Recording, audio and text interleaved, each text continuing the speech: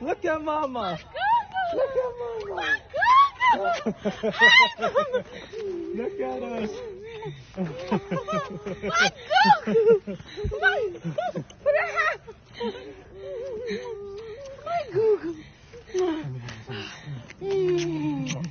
Georgia Congresswoman Marjorie Taylor Greene responded to that very video by calling it the best video on the internet. And she's exactly right. I mean, who doesn't love to see another of Biden's political prisoners freed and reunited with her husband and her young daughter? That is Bevelyn Williams, being released last night from prison after being sentenced to 41 months behind bars back in July. That is a sentence of roughly 3.5 years. All because she joined a pro-life demonstration at an abortion clinic in Manhattan, New York, where she, oh so scarily, leaned against a clinic door and told staff members that she would help drive away their business. Terrifying, right? I'm quaking in my boots.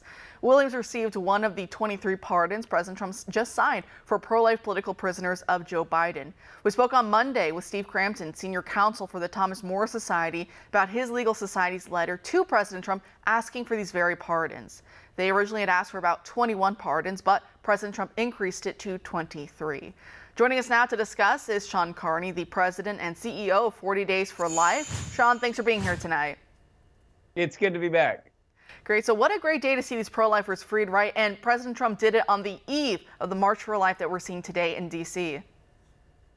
Yeah, it's picture perfect. And these people should have never been locked up and charged with felonies. I hope that we continue. I know we're fighting a lawsuit against the FACE Act to get it to the Supreme Court so that we can get rid of the FACE Act, get rid of buffer zones. The FACE Act needs to go. This idea that we have certain parts of the United States that are public that you can be in if you're for abortion, but you can't be in if you're against abortion is insane. And these people, this is a Clinton era law that is far overreaching. And these people, you know, charged with felonies, it's absolutely absurd. And man, is Donald Trump picking up where he left off as the most pro-life president ever, because he just comes out swinging by sending Vance to the March for Life, by doing a video himself at the march, and then pardoning these 23 people. It's pretty good week.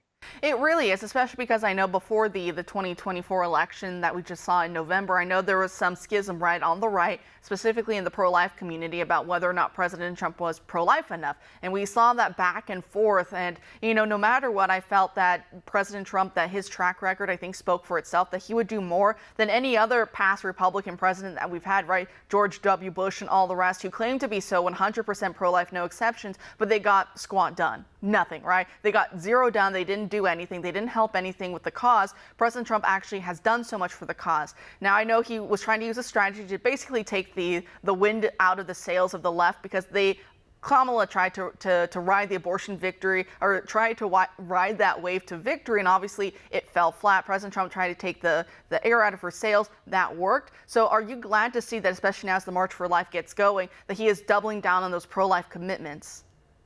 100%. I was an early Trumper back before he declared his candidacy. I did an event for him in Texas in 2015. He delivered on all of his promises. I believed him from the get-go. I had the chance to spend a lot of time with him. And, you know, he delivered in those first 4 years. I think it was reckless to say that he wasn't going to do that and if he got reelected. And of course, he's not waiting to do it. He's wanting to do it. And he and Vance had to balance the abortion debate, you know, throughout the election. I understand that. But this is the only time where I agreed with the left, whereas, you know, everybody thought on the left that he would govern as a pro-life president again. And I certainly thought that and think it even more so today as he's come out swinging. I don't think he's embarrassed of his pro-life convictions. Melania kind of threw the pro-life movement under the bus, but nobody really listens to First Lady's opinions on this topic anyways. And so this is one of these things where Trump really never went astray. He was by far the most pro-life president ever in his first term, and he is continuing that, and it's extremely important that he continue to do so in a post-Roe America. Yeah, and I know her book, Melania, I know it included the pro-choice section. I know it's to get votes, right? To try and get those people who are on the fence, who are wavering independent, to try and come over to Trump last minute. So I get the strategy, but at least for President Trump, it didn't affect policy, right? Like we're seeing and like we've been saying, and thankfully, thank God, we're seeing the pro-life bona fides really coming back out, and it's a really great thing to see.